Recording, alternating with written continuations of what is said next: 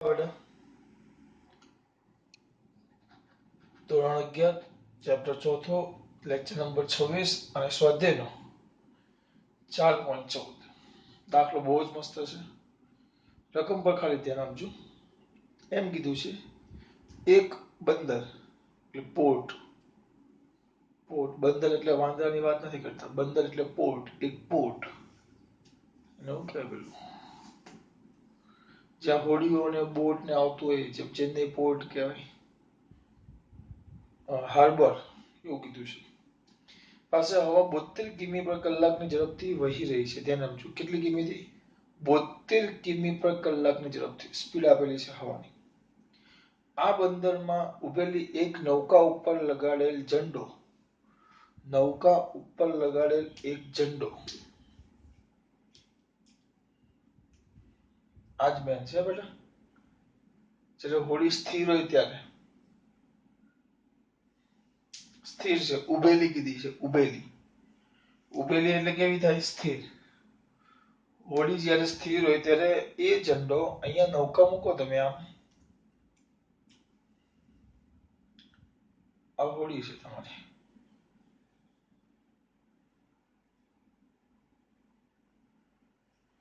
અહીંયા હોડી ઊભી છે, સ્થિર હોય ત્યારે ઉત્તર દિશા નક્કી કરી નાખીએ. પહેલા દિશા પર ધ્યાન આપશું તો આ નોર્થ ઈસ્ટ, સોરી નોર્થ, એમને ભાવ મને ઉત્તર, દક્ષિણ, પૂર્વ, પશ્ચિમ આપણી રીતે જ ફાવશે. બરાબર, આ રીતે છે. તો એન ઈ નોર્થ ઈસ્ટ દિશા તરફ વહી રહ્યો છે. જો ખૂણો નથી આપ્યો, પણ એમ લખ્યું છે નોર્થ ઈસ્ટ ની દિશામાં વહી રહ્યો છે. નોર્થ ઈસ્ટ ની દિશામાં. ધ્યાન આપજો, નોર્થ ઈસ્ટ ની દિશામાં. એટલે જ્યારે સ્થિર હોય ને, નોર્થ ઈસ્ટ એટલે ખબર, નોર્થ ઈસ્ટ એટલે ધ્યાન આપજો. એટલે શરૂઆતમાં પવન, હું એમ કહું ઝંડો આમ જાય છે, સિમ્પલ વસ્તુ છે. સ્થિર હોય, સ્થિર. હોડી સ્થિર છે, નૌકા એટલે હોડી. હોડી સ્થિર છે ને જે દિશામાં પવન હોય એ દિશામાં એનો ઝંડો જવાનો. બરાબર, તો સ્વાભાવિક છે. આ બાજુ નોર્થ ઈસ્ટ એટલે બરોબર વચ્ચે, આમ કમ્પ્લીટ વચ્ચે. એનો મતલબ એમ થાય એકદમ વચ્ચે, કમ્પ્લીટ વચ્ચે. આ થઈ ગયો વેગ કોનો? પવનનો, એટલે ડબલ્યુ. પણ સદિશ સ્વરૂપે, હા, કમ્પ્લીટ વચ્ચે. આ બંને વચ્ચે ખૂણો કેટલો હોય? 90. તો આ કેટલો કમ્પ્લીટ કેટલો થાય? 45. આ મેઇન છે. જ્યારે સ્થિર હોય ત્યારે પવન આ બાજુ છે. તમને ચોખ્ખું ન કીધું કે પવન આ બાજુ છે. તમને એમ કીધું કે જે ધ્વજ છે ને, ઝંડો, નોર્થ ઈસ્ટ તરફ જાય છે, એમ કીધું. ચોખ્ખું એમ ન કીધું કે પવન આ બાજુ છે, પણ એમ કીધું ઝંડો આ બાજુ જાય છે. એવું ઇનડાયરેક્ટલી કીધું, નોટ ડાયરેક્ટલી. તો આટલું ક્લિયર થયું. આ સ્થિર હોય ત્યારે. પછી આગળ શું કીધું છે? જો આ નૌકા ઉત્તર દિશામાં 51 કિમીની ઝડપથી ગતિ કરવાનું શરૂ કરે.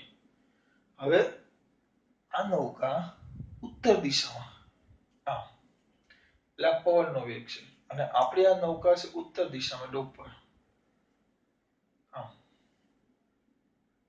આ બાજુ નૌકા જાય તો વેગ કોનો? નૌકાનો, બોટ. આ બાજુ આમ જવાનું શરૂ કરે. જ્યારે હોડી સ્થિર હોય ત્યારે પવન આમ છે, બોટ સ્પીડમાં આમ છે. હા, આ કઈક આપેલી છે 72. એક જ મેં દાખલા જોઈ લો, 72 અને 51. આની ઝડપ છે 72. અહીંયા લખી જ નાખીએ. ચલો નીચે ખોટો ગીચો નથી કરવો. કોને બેટા? આ સાઉથ. કોની ઝડપ? પવનની. પવનની ઝડપ અથવા પવનનો વેગ લખીએ. વેગ સદિશ થાય ને, તો વી ડબલ્યુ. હવે ચોપડી કરતા આપણે એકદમ અલગ રીતે કરીએ છીએ. અંદર સોલ્યુશન તમને પેમ્પલેટ મળશે, એના અંદર જે સોલ્યુશન છે એના કરતા સાવ અલગ. સાવ અલગ. બરાબર, ચોપડી કરતા અલગ. હું તમને આગળ પણ કીધેલું, સદિશ સ્વરૂપે જ દખા. એ કોઈ ટૂંકમાં દિશાઓ દોરે પછી કરી નાખે. આપણે એક જ પદ્ધતિ, એ આપેલી કિંમતને, જે દિશા આપેલી એ દિશાના સદિશ સ્વરૂપે લખો. આપણે માત્ર એક જ નિયમ કે જે કિંમત આપેલી છે એને કયા સ્વરૂપે લખો? સદિશ. એક અને માત્ર એક જ નિયમ.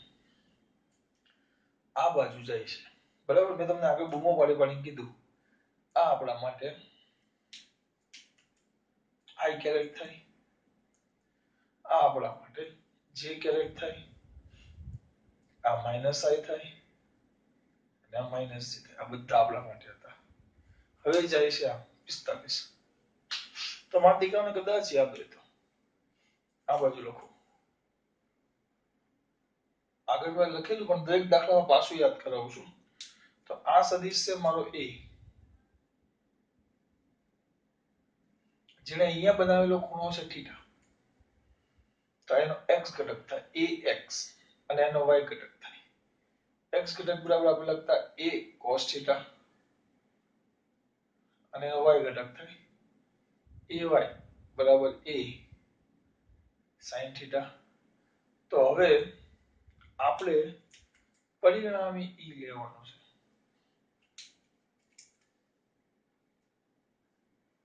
તો શું આવે પરિણામી એ બરાબર આપણે લખતા ax i કેરેટ સદિશ લખતા બરાબર ay જે કેરેટ યાદ છે ax i caret plus ay જે કેરેટ એ કિંમત મૂકો ax તો a cos theta i caret plus a sin theta જે કેરેટ આ થઈ ગયો તમારો સદિશ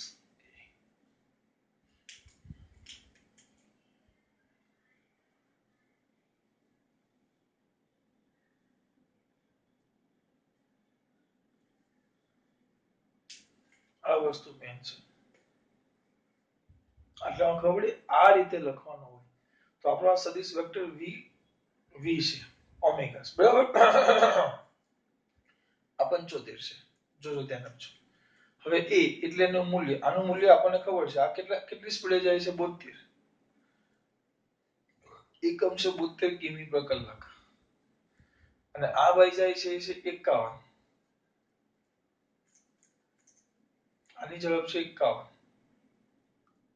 કિમી પર કલાક એટલે આનું મૂલ્ય થઈ ગયું 72 આનું મૂલ્ય 72 થઈ ગયું કિમી પર કલાક જવાબ 1 મિનિટ જોઈ લઈએ આપણે ખાલી શેમાં આપેલું છે જવાબ કિમી પર કલાકમાં આપેલું છે આપણે દિશા શોધવાની છે જવાબ આમાંથી એકદમ બોલતું જ છે આપણે દિશા શોધવાની છે આપણે રીતે શોધશું 2 કિમી પર કલાક છે એટલે ફેરવવાની કઈ જરૂર નથી આ કિમી પર કલાક હવે જો અહીંયા જો સદિશ a તો સદિશ vw બરાબર a cos θ i કેરેટ હવે આ ક્યાં છે પહેલા ચલમાં તો i કેરેટ ને j કેરેટ બંને પ્લસ આવે જો બીજા ચલમાં હોત તો j કેરેટ પ્લસ આવે અને i કેરેટ માઈનસ આવે એટલે અહીંયા માઈનસ કરવું પડે જો ત્રીજા ચલમાં હું આ જ યાદ રાખું હું કે 500 વસ્તુ યાદ ન રાખું મારા મગજમાં આટલું જ યાદ હોય હું આટલું જ યાદ રાખું મારા મગજમાં સર છે જ મગજ બહુ મસ્ત કામ કરે છે આટલું જ યાદ હોય મારા મગજમાં કે મારે આટલું કરવાનું છે બીજું બધું યાદ ન રાખો બેટા આખો આ ઘટક લેખા તો a એટલે અહીંયા લખો તો v તમારા માટે લાંબુ લખું છું તો આવશે vw કેટલા છે થીટા 45 આયા જો તો vw લખી નાખો ચલો વાંધો નહીં cos theta i caret plus vw sin theta j caret પહેલા ચરણમાં છે એટલે બંને પ્લસ લખ્યા જો આ ચરણમાં હોત તો આ પ્લસ અને આ માઈનસ ત્રીજા ચરણમાં હોય તો બે માઈનસ ચોથા ચરણમાં હોય તો ચોથા ચરણમાં હોય તો i પ્લસ અને આ માઈનસ યાદ દેવું હા ખાસ થીટા કોની સાથે બનાવેલો આવે x અક્ષ સાથે કોની સાથે બનાવેલો આવે x અક્ષ સાથે બનાવેલો ખૂણો હવે જો લખો કેટલા 72 cos 45 i caret plus 72 sin 45 j caret વ્યવસ્થિત લખશો 72 ગુણ્યા 1/√2 i કેરેટ પ્લસ 72 ગુણ્યા 1/√2 j કેરેટ 1/√2 ની કિંમત શોધવી પડશે આપણે બેટા કોની √2 1.41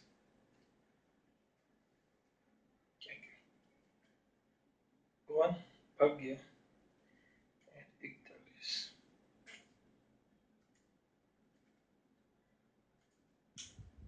મિનિટ 1 ભાગ્યા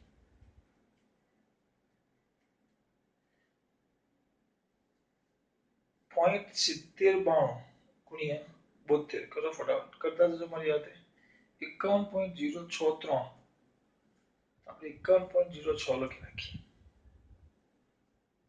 51.063 8 છે તો 4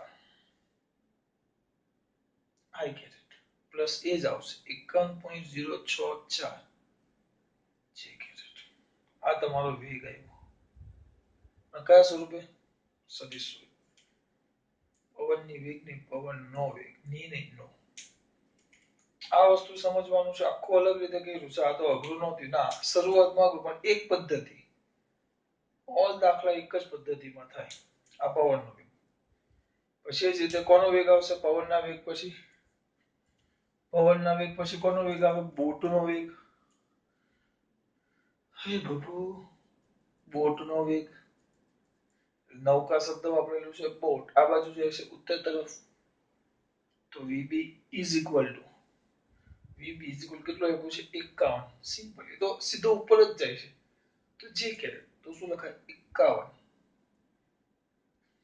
ક્યાં જશે બાબુ ઉપર તો જે કરે ડાયરેક્ટ વાર્તા પૂરી પાછળ એકમ લખવાના કિમી પર કલાક છે this is also કિમી પર કલાક આ બે વેગ આવી ગયા હવે એ લોકોએ પૂછ્યું શું છે કે જ્યારે બોટ સ્થિર હતી ત્યારે ઝંડો આમ જતો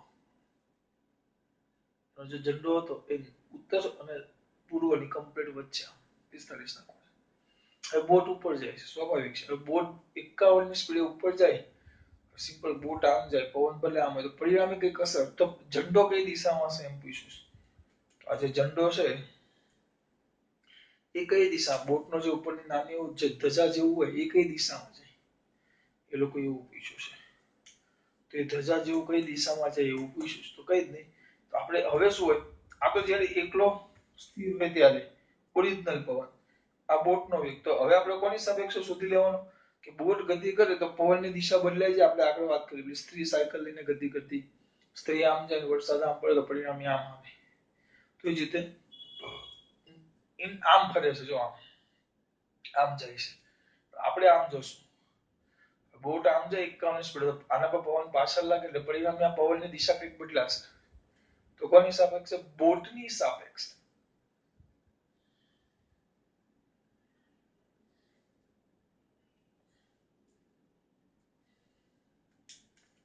કોની સાપેક્ષે બોટની સાપેક્ષે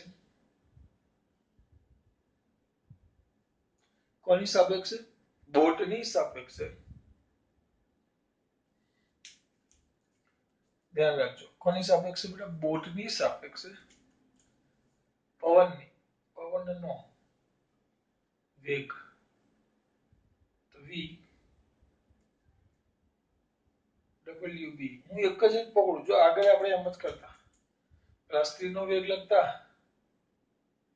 પછી વરસાદનો વેગ લખતા પછી સ્ત્રીની સાપેક્ષે વરસાદનો વેગ તો આ વેગ આવ્યો is equal to vb યાદ છે આને કેમ યાદ કરતો a ની સાપેક્ષે લખું છું કે આના માટે હું કઈ વસ્તુ મગજમાં બોલતો a ની સાપેક્ષે b નો વેગ આ વસ્તુમાં મગજમાં ચાલતું હોય તો a ની સાપેક્ષે b નો વેગ તો vba is equal to vb minus va તો vw minus v w આવી ગયું minus vb ચલો તો vw જો આ પાછ છે આપણે ભૂલ નથી કરતો ને કોની સાપેક્ષે બોટની સાપેક્ષે પવનનો વેગ a ની સાપેક્ષે b નો વેગ તો b minus a બોટની સાપેક્ષે પવનનો વેગ તો પવન માઈનસ બોટ કેમ મગજમાં દોડાવવાનું ઓછું જ છે આપણે બધાને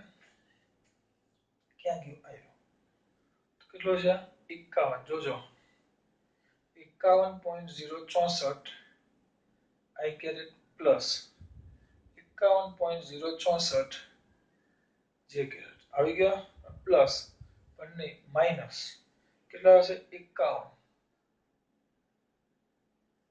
જે કેરેટ બરાબર કેલ્સીની કોઈ જરૂર છે નહીં આમાં તો પરિણામ એ આવ્યું 51.064 I કેરેટ માઈનસ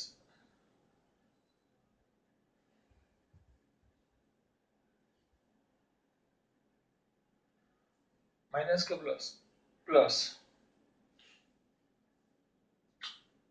प्लस 51 માંથી ને જાય તો 0.064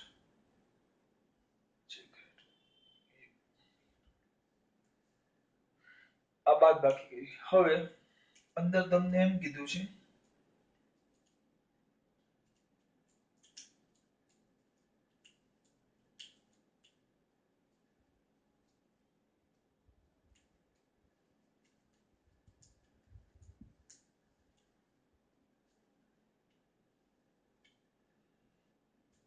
હવે એ લોકો અલગ જ દાખલો કર્યો છે. આપણે તે જવા દે, અંદર જોવાનો કોઈ મતલબ નથી. આપણે આવ્યો જોઈએ, છેલ્લે ખબર પડશે. આપણે સાચા સ્કેલ લોકો કિમી પર કલાક આવ્યો. આપણે એક જ પદ્ધતિએ ચાલુ. જો એક જ પદ્ધતિએ પહેલા પવનનો વેગ, બોટનો વેગ, જે બાજુ પવન હશે એ બાજુ ધ્વજ ફરકવાનો છે. તો બોટની સાપેક્ષે પવનનો વેગ મેળવી લીધો. તો બોટની સાપેક્ષે પવનનો વેગ, તો એની દિશા શોધો. તો થીટા. તો અહીંયા લખું છું પવનની દિશા.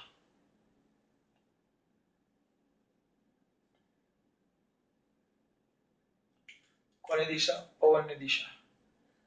થીટા કઈ આવે? Theta. Theta is equal to સૂત્ર આવે કયું આવે? tan inverse. કયો ઘટક? y ઘટક. y ઘટક છેદમાં x ઘટક. કારણ કે જે સદિશો એના y ઘટક છેદમાં x ઘટક. તો y ઘટક તો is equal to tan inverse y ઘટક. y ઘટક કેટલો છે? 0.064. x ઘટક કેટલો છે? 51.064. આને લઈ લ્યો તો tan ઇનવર્સ કઈ ભાગાકાર કરો. ચલો ફટાફટ દીકરો કેટલા છે? 0.064 ભાગ્યા 51.064 और 0.0012 0.0012 0.0012. હવે આ જોવાનું નેચરલ 10 માં. એ મેં તમને વસ્તુ સમજાવેલું છે, યાદ છે ને? નેચરલ 10 માં જોવાનું 0.0012.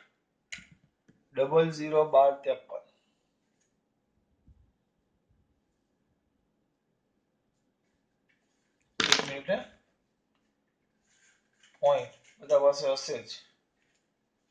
નેચરલ સાઇન કોસ નેચરલ 10 જોજો.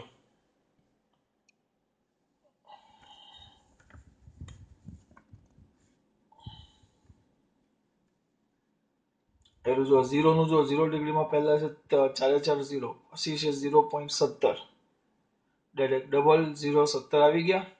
એટલે આપણે એક લઈ લો ને બીજું બધું જોવા દો. 17 આપણે 1253 છે તેને થોડોક વધારો ઘટાડો કરો, કે બીજો કોઈ આંકડો વચ્ચે છે જ નહીં, પછી ડાયરેક્ટ 35 થઈ જાય છે. બરાબર? એટલે હું ડાયરેક્ટ શું કરવા માંગુ છું બેટા?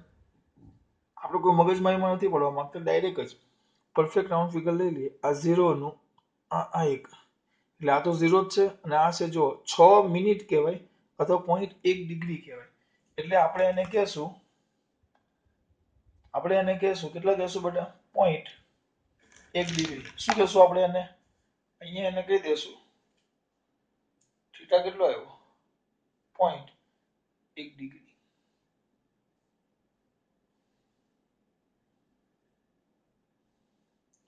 થીટા કેટલો આવ્યો? 0.1 ડિગ્રી.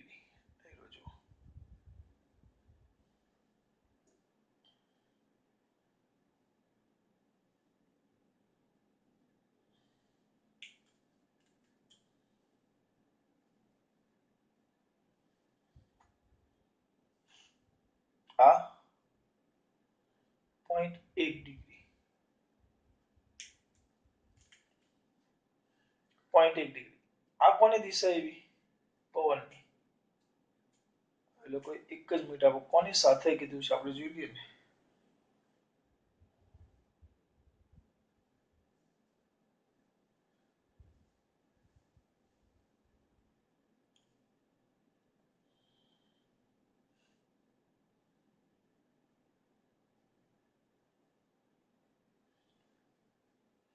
આ ડિગ્રી એકદમ નજીવી આવી છે. આપણો જવાબ આવી ગયો છે બેટા. હવે લખું કેવી રીતે એ વિચારું છું. એક જ મિનિટ આપો મને. થીટા કેટલો આવી ગયો? 0.1 ડિગ્રી.